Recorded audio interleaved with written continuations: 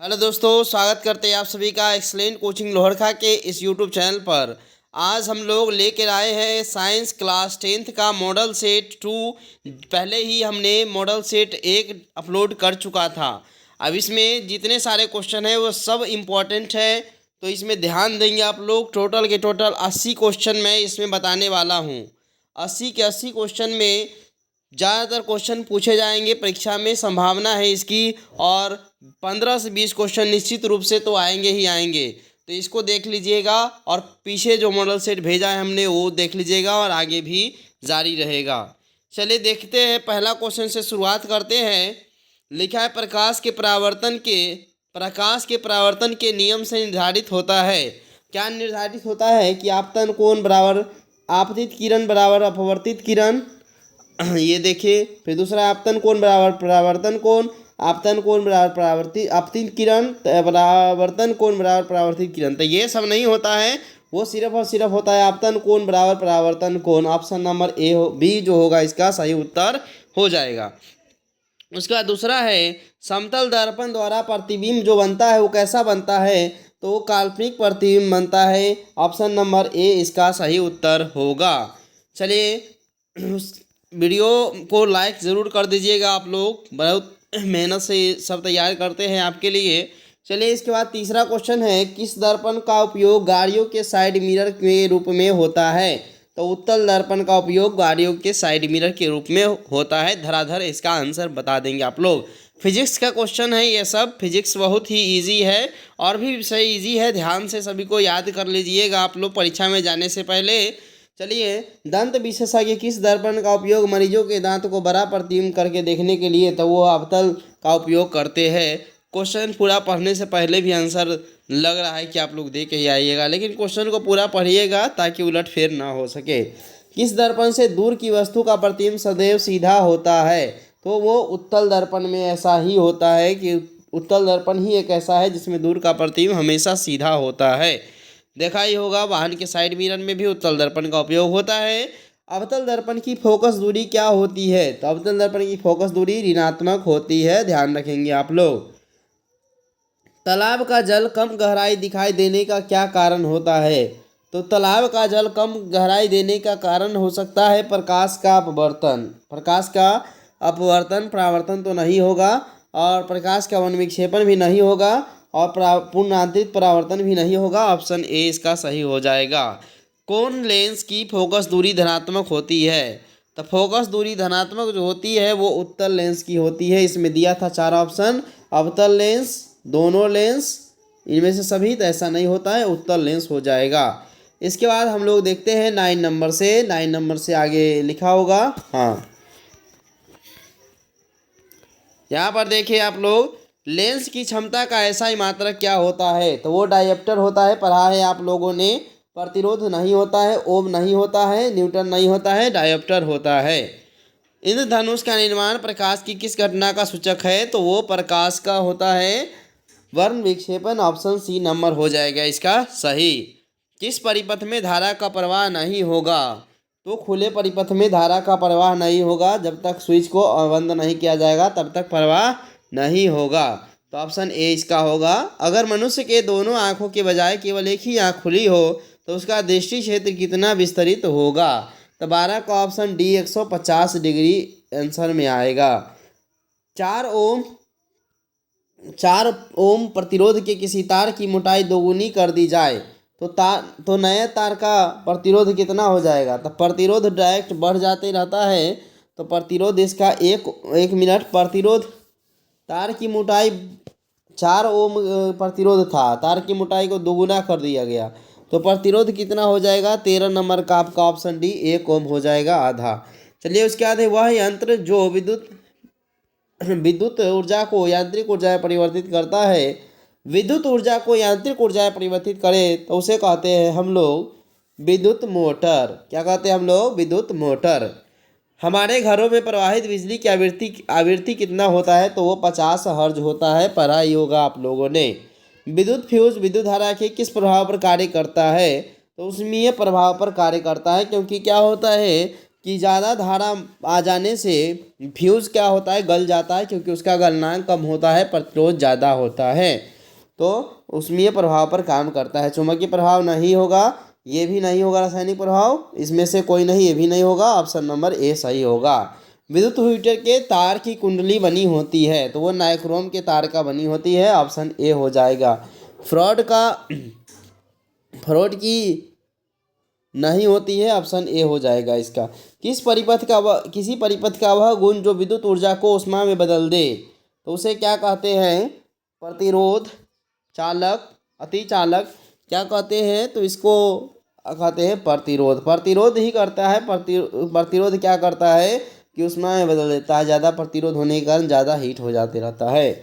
विद्युत जनित्र का सिद्धांत आधारित किस पर है? तो ऑप्शन 20 का ऑप्शन बी हो जाएगा, विद्युत चुम्बकीय प्रेरण पर है, विद्युत चुम्बकीय सिद्धांत का आधारित है। ठीक है।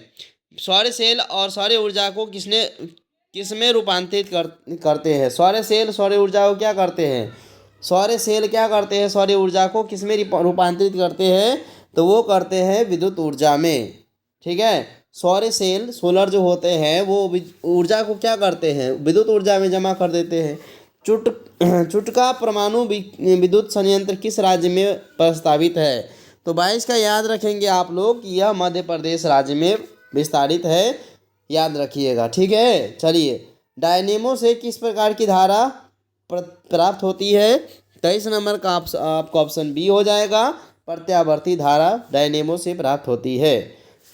चलिए, दिष्ट धारा नहीं, प्रत्यावर्ती धारा। आमीटर जुड़ा होता है, एमीटर किसमें जुड़ा होता है? तो वो श्रेणी क्रम में जुड़ा होता है, एमीटर। एमीटर जो जुड़ा होता है वो श्रेणी क्रम में जुड़ा होता है, वोल्टमीटर जो होता है वो समांतर क्रम में होता है। भारत का सबसे पहला नाभिकीय संयंत्र कहाँ है? तो तारापुर होगा, ऑप्शन नंबर ए हो जाएगा 25 का। निम्न में कौन विद्युत का सबसे अच्छा चालक है? तो सबसे अच्छा चालक कौन सा होगा? सोना, प्लेटिनम, हीरा, चांदी। तो बताइए आप लोग कमेंट करके, ऑप्शन डी जो होगा चांदी सबसे अच्छा चालक हो जाएगा। रासायनिक अभिक्रिया के फलस्वरूप जो पदार्थ बनते हैं वो कहलाते हैं प्रतिफल या उत्पाद। वैसी रासायनिक अभिक्रिया जिसमें दोनों ओर तत्वों की परमाणु संख्या समान होती है वो संतुलित रासायनिक अभिक्रिया कहलाती है, ऑप्शन बी इसका सही उत्तर हो जाएगा। चलिए, इसके बाद हम लोग देखते हैं 28 नंबर के बाद 29 नंबर से। 29 यहाँ पर दिख रहा है आपको, ऐसी रासायनिक अभिक्रिया जिसमें कोई बड़ा यौगिक दो या दो से अधिक सरल यौगिकों में टूट जाता है तो उसे कहते हैं वियोजन रासायनिक अभिक्रिया। क्या कहते हैं? वियोजन रासायनिक अभिक्रिया कहते हैं। उसके बाद है कि हाइड्रोजन के संयोग से होने वाले अभिक्रिया कहे जाते हैं। हाइड्रोजन के संयोग से जो अभिक्रिया होते हैं उसे हम लोग अपचयन अभिक्रिया कहते हैं। ये देख लीजिए, ये किस प्रकार की अभिक्रिया है? तो ये वियोजन ही है, क्योंकि कैल्शियम कार्बाइड क्या था, तीनों ये एक साथ था और यहाँ पर अलग हो गया, कैल्शियम ऑक्साइड और कार्बन डाइऑक्साइड अलग हो गया। तो ये अलग अलग जब हो जाता है तो इसे हम कहते हैं वियोजन अभिक्रिया, ऑप्शन बी हो जाएगा। अम्ल स्वाद में खट्टा होता है, ऑप्शन। अम्ल स्वाद में कैसा होता है? नमकीन, मीठा, तीखा, खट्टा। बताए आप लोग, खट्टा होगा इसका आंसर। ठीक है। इमली में टार्टिक अम्ल पाया जाता है कि सिट्रिक अम्ल पाया जाता है कि एसिटिक अम्ल की फॉर्मिक अम्ल? बताएं आप लोग, 33 का कौन सा ऑप्शन सही हो जाएगा? तो ऑप्शन ए होगा टार्टिक एसिड। लाल चींटी के डंक में कौन सा अम्ल पाया जाता है? तो लाल चींटी के डंक में पाया जाता है आपका फॉर्मिक एसिड। ठीक है। क्षार का पीएच मान 7 से अधिक होता है कि 7 से कम होता है कि 7 होता है? बताएं आप लोग, 7 से अधिक होता है, इसका उत्तर होगा। चूना जल का पीएच मान कितना होता है? तो 36 का ऑप्शन ए हो जाएगा, 11 होता है। अम्लीय वर्षा का पीएच मान कितना से कम होता है, कितना से ज़्यादा होता है? वो बताएं आप लोग। 5.6 से क्या होता है? कम होता है, क्योंकि जब 5.6 से वर्षा का पीएच मान कम हो जाता है तो उसे अम्ल वर्षा के नाम से जाना जाता है। ठीक है। उसके बाद हम लोग देखते हैं COO, तो ये एल्डिहाइड हो जाएगा, सॉरी CO जो होगा सो एल्डिहाइड हो जाएगा, 38 का ऑप्शन बी हो जाएगा। 39 नंबर देखते हैं एल्कीन का सूत्र। तो एल्कीन का तो सिंपल सा है, CnH2n हो जाएगा, ऑप्शन डी हो जाएगा। प्रयोगशाला में बना सबसे पहला रासायनिक यौगिक कौन सा था? तो सबसे पहला रासायनिक यौगिक जो था वो कौन था? बताएं आप लोग कमेंट करके, ऑप्शन सी यूरिया हो जाएगा। ग्लूकोज में कार्बन के कितने परमाणु होता है? तो C6 होते हैं, ऑप्शन नंबर 6, ऑप्शन ए हो जाएगा इसका 41 का। C6H12 और O6 इसका फार्मूला होता है, जिसमें ग्लूकोज की संख्या, कार्बन की संख्या 6 होते हैं। फ्लोरीन की आकृति निम्नलिखित में से किसके जैसा होता है? तो फ्लोरीन जो होता है फुटबॉल के जैसा होता है, 42 के ऑप्शन सी हो जाएगा। कौन सी अधातु चमकीली होती है? तो आयोडीन अधातु है जो चमकीली होती है, ऑप्शन डी हो जाएगा। किस धातु पर वायु का प्रभाव नहीं पड़ता है? तो बताएं, सोना चांदी पर वायु का प्रभाव नहीं पड़ता है। सोना प्लेटिनम, ए और बी दोनों, इनमें से कोई नहीं। बताइए कौन सा सही होगा? तो 44 का ऑप्शन ए, सोना और प्लेटिनम पर क्या होगा? वायु का प्रभाव नहीं पड़ेगा। उसके बाद 45 का देख सकते हैं हम लोग। 45 का कौन होगा? पृथ्वी की परत में विद्यमान धातु युक्त ठोस पदार्थ क्या कहलाते हैं? पृथ्वी की परत में धातु युक्त ठोस पदार्थ जो होता है वह आपका अयस्क कहलाता है। अयस्क को वायु की उपस्थिति में गर्म करने की क्रिया क्या कहलाता है? निस्तापन या भर्जन। बताएं, निस्तापन या भर्जन। आप लोगों ने पढ़ा ही है कि निस्तापन या भर्जन क्या है, दोनों में अंतर क्या है। 46 का ऑप्शन ए होगा भर्जन।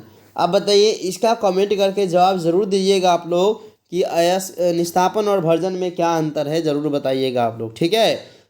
सोल्डर किसका मिश्रण है? सोल्डर किसका मिश्रण है? तो 47 का ऑप्शन ए हो जाएगा आपका, सीसा और टीन का मिश्रण है सोल्डर। धातुओं पर जिंक का परत चढ़ाना क्या कहलाता है? जस्तीकरण कहलाता है, ऑप्शन ए इसका हो जाएगा।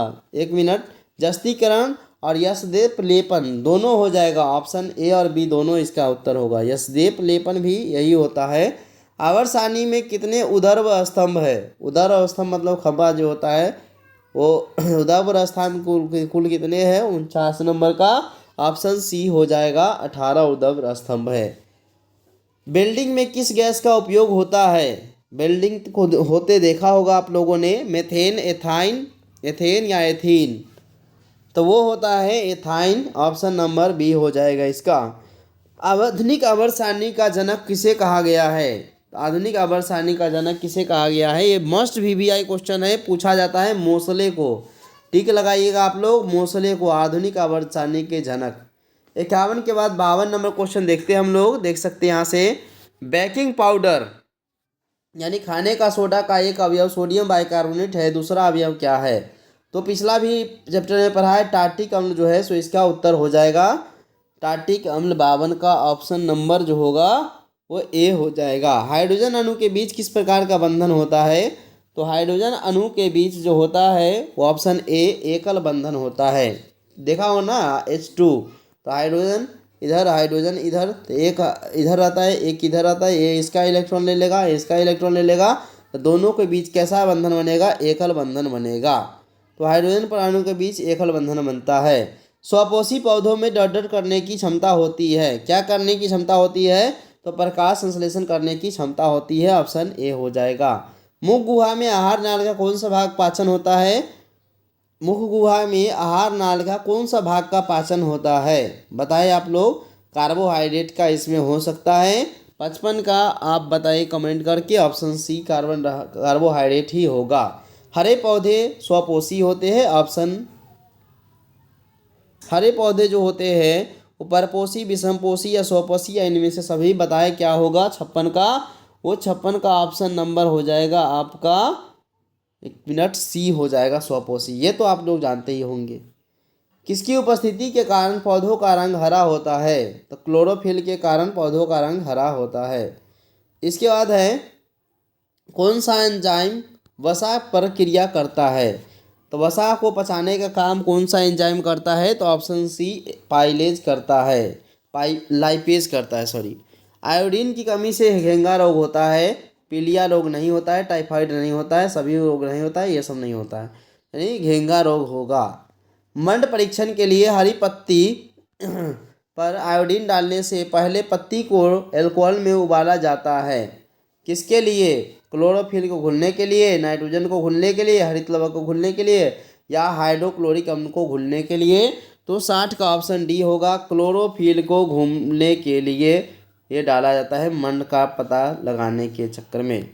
चलिए इसके बाद मैग्नीशियम पाया जाता है? तो मैग्नीशियम पाया जाता है ऑप्शन नंबर डी, क्लोरोफिल में मैग्नीशियम पाया जाता है। पौधों में किस क्रिया के द्वारा बाहरी वातावरण से ऑक्सीजन कोशिकाओं को पहुंचाया जाता है? तो 62 का ऑप्शन नंबर डी देख सकते हैं आप लोग, विसर्जन क्रिया के द्वारा। रक्त का कितना प्रतिशत भाग प्लाज्मा में होता है? 63 का है। रक्त का कितना प्रतिशत भाग प्लाज्मा में होता है? तो 63 का देख सकते हैं आप लोग, ऑप्शन नंबर सी 55% होगा इसका उत्तर। कितना होगा? 55% होगा। कौन सी बीमारी श्वसन तंत्र से संबंधित है? निमोनिया, डायरिया, मलेरिया, मधुमेह।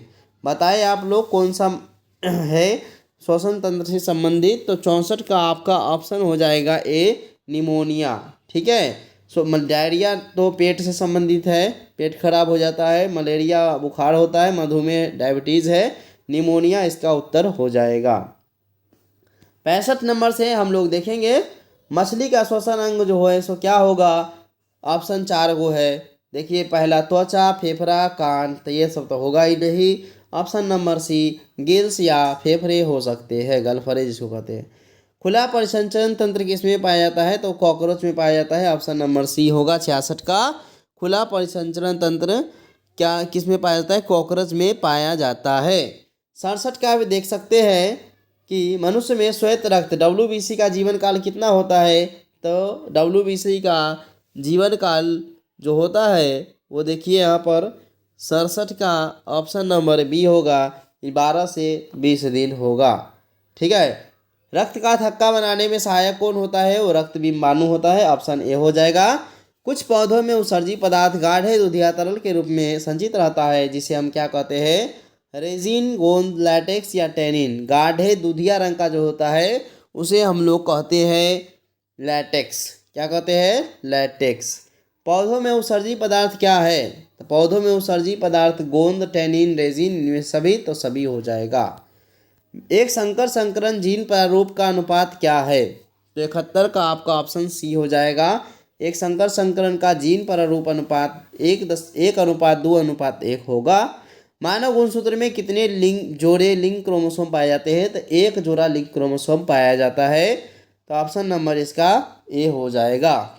72 के बाद 73, मानव गुणसूत्र में कितने जोड़े ऑटोसोम? तो ये 22 जोड़े ऑटोसोम होते हैं। बाकी 23वां जोड़ा जो होता है लिंक क्रोमोसोम होता है। उपार्जित लक्षणों यानी लमार्कवाद का सिद्धांत किसने दिया था? तो 74 का आपका ऑप्शन हो जाएगा सी, यानी लैमार्क ने ही दिया था। मेंडल ने अपने प्रयोग के लिए बगीचे में उगाए जाने वाले किस पौधे का चुनाव किया था? तो मटर के पौधे के चुनाव किया था। ऑप्शन नंबर सी हो जाएगा। अफ्रीकी मानव का सबसे निकट संबंधी क्या है? तो वो बंदर है, चिंपैंजी है, या गोरिल्ला है, गिलहरी है। तो 76 का ऑप्शन ए हो जाएगा, चिंपैंजी। मनुष्य तथा तिलचट्टा है शाकाहारी, सर्वभक्षी, ए और बी दोनों, इनमें से कोई नहीं। तो 77 का जो होगा ऑप्शन बी, सर्वभक्षी है, सभी कुछ खाने वाले। पराग कोश में क्या होते हैं? पराग कोश में पराग कण होते हैं। ऑप्शन नंबर ए हो जाएगा 78 का। 79 का देखिए, रेडियो कार्बन पद्धति संबंधित है किससे? तो 79 का ऑप्शन ए हो जाएगा, जीवाश्म की आयु से संबंधित है रेडियो कार्बन पद्धति। हाइड्रीला पाया जाता है, तो हाइड्रीला पाया जाता है ऑप्शन नंबर ए, जल में, मृदा में, वृक्ष पर, या इनमें से सभी पर। तो इसमें से ये सब गलत हो जाएगा, ये जल में ही पाया जाता है हाइड्रीला। ठीक है। टोटल के टोटल 80 क्वेश्चन हमने लगा लिया है। 80 में 80 ठोक के आएंगे आप लोग। तैयारी मन से करिए। ठीक है, तैयारी मन से करिए, समय दीजिए अपने आप को, और वीडियो को देखते रहिए, याद करते रहिए। सिर्फ देखने से नहीं होगा, याद भी करना रखना पड़ेगा आपको। और अच्छा लगा हो ज़रूर लाइक कीजिएगा, अपने दोस्तों को भी इसका लाभ ज़रूर उठाइएगा, प्लीज़ उसे भी शेयर करिएगा। चलिए, धन्यवाद वॉच करने के लिए। एक प्यारा सा कमेंट ज़रूर कीजिएगा। धन्यवाद।